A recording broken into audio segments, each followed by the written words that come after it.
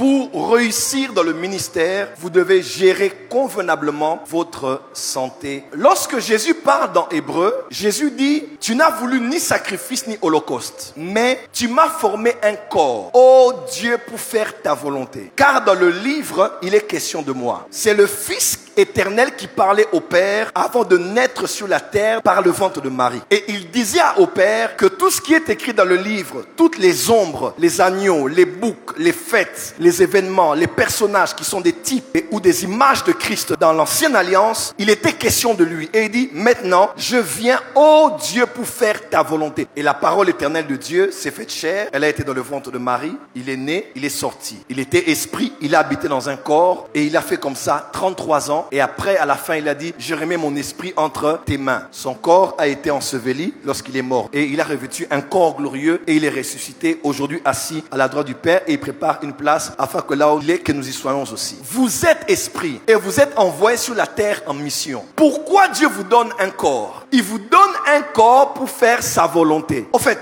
il y a une volonté attachée à vous. Cette volonté s'appelle la vision, la mission, le but, la vocation. En tant qu'esprit, pour accomplir ça sur la terre, dans le plan de Dieu, les cieux sont à l'éternel, mais la terre, il les a donnés aux fils des hommes. À vrai dire, les esprits ne sont pas les bienvenus sur la terre. Voilà pourquoi ils ne font que errer ça et là. Et ils ont besoin d'habiter dans une maison. Parce que le domaine de la terre est le domaine de l'homme, de Adam. C'est le domaine de ceux qui ont des corps. Voilà pourquoi tout esprit qui fonctionne sans un corps est illégal. Les esprits ont besoin d'un corps pour fonctionner. Voilà pourquoi Dieu devait être fils de l'homme pour sauver les hommes. Parce que l'invisible a besoin du visible pour toucher les visibles. En fait, le corps que tu as, ce n'est pas pour t'habiller, ce n'est pas pour manger, ce n'est pas pour dormir, ce n'est pas pour te parfumer. Le corps que tu as là, c'est l'enveloppe charnelle qu'on a donnée à ton esprit pour que tu accomplisses dans les années qu'on t'a donné la volonté de Dieu pour toi dans ta génération. Ainsi, lorsque ce corps meurt avant le temps de la fin de ta mission, tu peux échouer ta mission. Posez-vous un peu la question. Pourquoi dans la plupart des prophéties qu'on reçoit, c'est toujours l'esprit de mort? Pourquoi Dieu a donné à beaucoup de gens les dons de guérison? La guérison vient d'abord par l'imposition des mains. Marc 16. La guérison vient aussi par la prière de la foi. Jacques chapitre 5. La guérison vient aussi par le don de guérison. 1 Corinthiens 12. Pourquoi il y a autant de voies pour être guéri dans le corps? Parce que Dieu a prévu la puissance de la guérison pour que ton corps continue à être en bonne santé afin que tu accomplisses la volonté de Dieu pour toi. Aujourd'hui, si tu es malade, un autre ira prêcher à ta place. Aujourd'hui, si tu es perfusé, un autre ira prophétiser à ta place. Aujourd'hui, si tu as un accident, un autre ira chanter à ta place. Aujourd'hui, si tu meurs, on va aller trouver un autre prophète, Joël Francis Tatou, quelqu'un d'autre qui fait ce que toi tu fais. Pourquoi? Parce que tu n'es utile que tant que tu as un corps en bonne santé pour permettre à l'esprit, à l'onction sur toi d'opérer et de visiter les gens. Pour réussir dans le ministère, à part tout ce qui est de surnaturel, à part tout ce qui est d'organisationnel, d'administratif, écoute-moi très bien, tu dois bien gérer ta santé. Et ça, c'est très important. Un homme a dit, la santé est un trésor qu'on ne découvre que lorsqu'on tombe malade. Prenez bien soin de vous. Tu ne découvres la valeur de ta santé que quand tu commences à perdre la santé. La bonne santé est le premier capital que Dieu te donne pour accomplir le ministère. Le ministère demande beaucoup. L'onction, c'est comme une drogue. Quand tu commences, tu ne veux pas t'arrêter. Des fois, on monte, on ne sait pas comment atterrir. D'autres atterrissent dans des films, d'autres atterrissent en dormant, d'autres atterrissent dans la relation sexuelle avec leur femme, d'autres atterrissent en jouant au jeu, d'autres atterrissent en allant prendre de l'air. Difficile d'atterrir quand on est sous l'onction. Et ça va toujours te demander beaucoup. Et plus tu es utile, plus tu es sollicité. Parce que quelqu'un pour qui tu as été utile va dire à sa tante là-bas, voilà un homme qui m'a parlé de la part de Dieu. Demain, la tante vient. Elle vient avec son mari. Et puis tu parles sur le mari. Le mari aussi va parler à son chef de qui tu as prophétisé. Donc, plus tu es utile, plus tu es sollicité. Et plus ton corps va se lasser et va se fatiguer. Robert Liardon, qui a écrit les livres God Generals, ou bien les généraux de Dieu, il donne les témoignages de deux hommes de Dieu principalement sur leur santé, qui ont eu des problèmes parce qu'ils avaient des problèmes de santé. Il y a Evan Roberts, il y a Jack Coe. Evan Roberts, c'est celui qui a emmené le réveil au pays de Galles. Avant le réveil d'Azusa Street,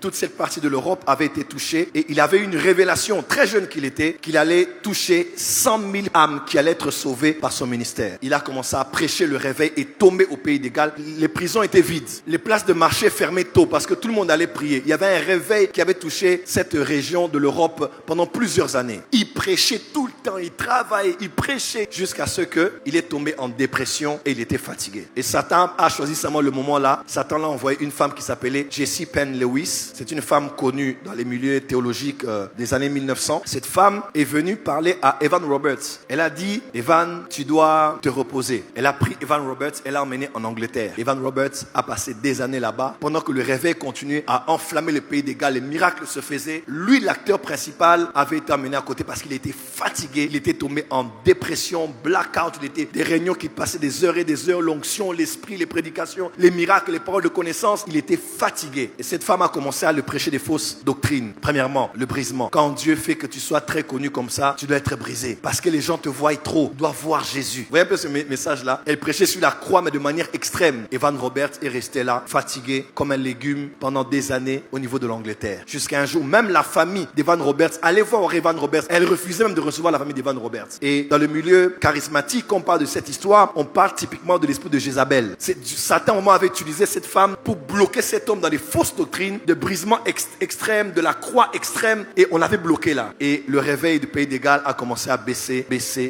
Et quand il est revenu plusieurs années après pour continuer son travail, il n'était plus la même personne, il n'était plus attendu comme avant. Il a fait encore quelques années, après il est mort. Et dans l'histoire des réveils, on dit, il avait connu ce problème parce qu'il y avait un excès de travail sans avoir un temps de se reposer. Je prends un deuxième exemple, le prophète William Marion Branham. Qui en parle, c'est Robert Liardon dans son livre God's Generals, que vous pouvez avoir même en français, Les Généraux de Dieu. Il dit, il fut un moment où William Marion Branham, ayant tellement travaillé, lui faisait des lignes de guérison, il prie pour les gens ici, la ligne de guérison, et jusqu'au début de l'avenue, il priait pour des gens jusqu'à 2h, 3h, 4h du matin. Il priait pour des malades, les malades étaient guéris, il avait des paroles de connaissance, des prophéties. Les gens venaient en grand nombre. Et à un moment donné, il était fatigué. Il a appelé un homme qu'on appelait Gordon Lindsay. C'était lui l'organisateur de son ministère et l'enseignant de son ministère. Il était fatigué, il a dit, bon, je suis fatigué, Gordon, tu gères tout, moi je ne vais pas me reposer. Et il a passé longtemps hors des réunions de prière. C'est là que Gordon Lindsay a maintenant rassemblé plusieurs évangélistes de guérison qu'on appelait Healing Evangelists. Durant ces années-là, il a pris les Alonzo Allen, les Jack Cole, les Oral Roberts. Il a pris tous ces hommes-là et ils ont commencé à faire des campagnes dans les tentes de guérison et les gens étaient guéris, des vies étaient touchées. Et Branham était fatigué, déprimé par la fatigue du travail. Il est allé se reposer. C'est après maintenant que Branham est revenu, il les a encore rejoints et ils ont commencé à travailler ensemble pendant quelques années parce qu'il était fatigué. Jésus a dit, on va essayer de renvoyer les gens, n'est-ce pas? Il dit pour qu'on ait le temps de se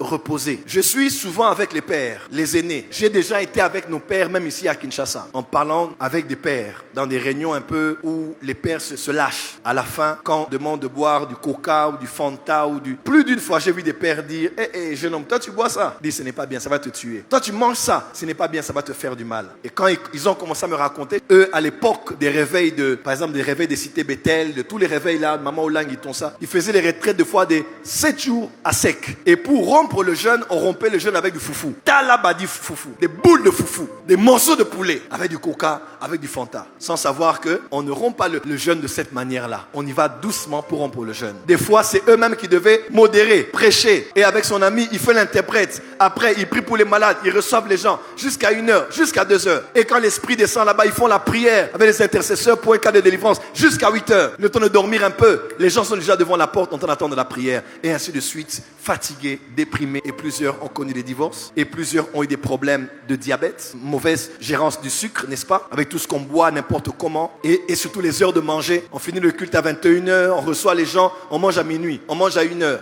On enfile bien le pantalon. Et qu'il y a un gros ventre. On dit, alors qu'on sait que les gens malades. Dans la santé, il y a ce qu'on mange. Il y a des gens qui pensent que la malnutrition n'est pas un mot à utiliser au Soudan ou en Éthiopie ou bien parmi les pauvres. Malnutrition ne veut pas seulement dire ne pas manger. Malnutrition veut dire mal manger. Malnutrition, c'est pas la faute de l'enfant avec les miyoyo qui mange un peu de nourriture qu'on lui donne par les ONG des Nations Unies. Malnutrition, malnutrition. Une nutrition mauvaise. Matin, foufou. Midi, foufou. Foufou plus haricot, c'est la même chose. C'est la farine. Si tu presses les haricots, c'est la farine. Tu presses le foufou, c'est la farine. Donc, farine plus farine est égal à kibeka. Et nous sommes aujourd'hui au 21e siècle. Le ministère a changé. Les pasteurs ont des médecins. Un poste a tourné sur les réseaux sociaux quelques années passées et ce poste disait ceci. 97% des pasteurs ont été trahis, faussement accusés ou blessés par leurs plus proches collaborateurs. Et plusieurs en sont tombés malades. On dit 70% des pasteurs luttent contre la dépression. 7000 églises ferment chaque année. 1500 pasteurs démissionnent chaque mois. 90% 70% des pasteurs se sentent découragés. 70% des foyers des pasteurs sont au bord du divorce à cause du poids du ministère. 94% des familles des pasteurs sentent la pression du ministère. 78% des pasteurs n'ont pas de meilleurs amis. 90% des pasteurs travaillent entre 55 à 75 heures par semaine. Alors que vous passez du temps à les applaudir ou à les critiquer, vous n'avez aucune idée de ce que les hommes de Dieu vivent derrière la scène. Derrière les masques, priez maintenant pour les hommes de Dieu que vous connaissez. Priez pour vos pasteurs, ils sont aussi des êtres humains comme vous.